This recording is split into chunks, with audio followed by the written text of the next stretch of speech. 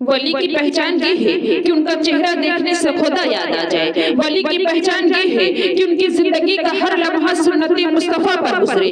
ولی کی پہچان یہ ہے کہ پرخار وادیوں میں نگاہ شفقت ڈالے تو لالا زار بن جائے. ولی کی پہچان یہ ہے کہ ان کی زندگی کا ہر کام رضائے الہی کے لیے ہو. ولی کی پہچان یہ ہے کہ کسی سے دشمنی کرے تو اللہ کے لیے کرے, کسی سے دوستی کرے تو اللہ کے لیے کرے.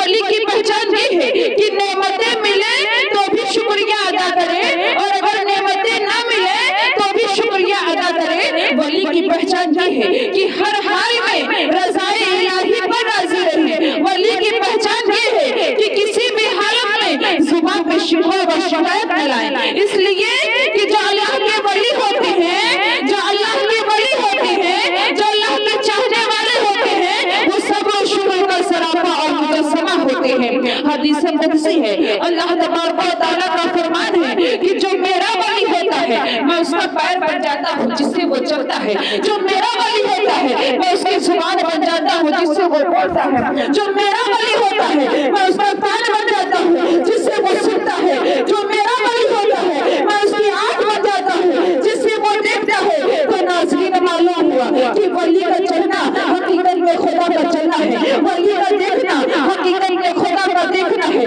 ولی کا سنا حقیقت میں خدا کا سنا ہے. اس طرح کے جو ولی کہہ دیتا ہے وہ ہو کر رہتا ہے. ولی اگر پتھر کو سونا کہہ دے تو وہ سونا بن جاتا ہے. ولی اگر دریا سے راستہ دینے کے بارے میں کہہ دے تو دریا میں راستہ ہو جاتا ہے. اس لیے کہ زبان تو ولی کی ہوتی ہے لیکن حقیقت میں وہ بات خدا کی ہوتی ہے.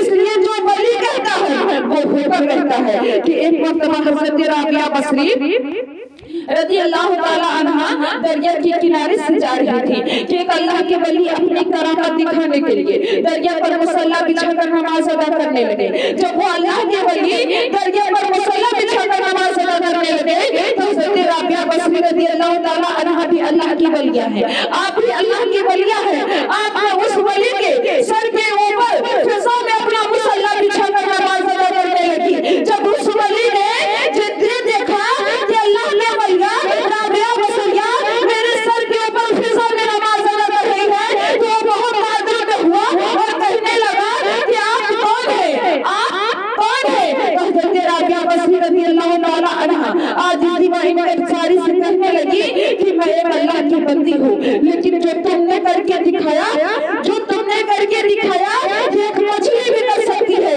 یعنی پانی پر تیر سکتی ہے. جو تم نے کر کے دکھایا یہ ایک پرندہ بھی کر سکتا ہے, یعنی فضا میں معلق رہ سکتا ہے. جو میں نے کر کے دکھایا یہ ایک پرندہ بھی کر سکتا ہے, یعنی فضا میں معلق رہ سکتا ہے. ہم کو ایسا کام کرنا چاہیے جو نہ مچھلی کر سکے, نہ پرندہ کر سکے, نہ درندے کر سکے, نہ چرندے کر سکے, اور وہ ہے سنت مصطفیٰ پر زندگی گزارنا, دین محمدی کی تبلیغ کرنا. اس لیے کہ مچھلی سنت مصطفیٰ پر نہیں چل سکتے, چرندے سنت مصطفیٰ پر نہیں چل سکتے, پرندے سنت مصطفیٰ پر نہیں عمل کر سکتے.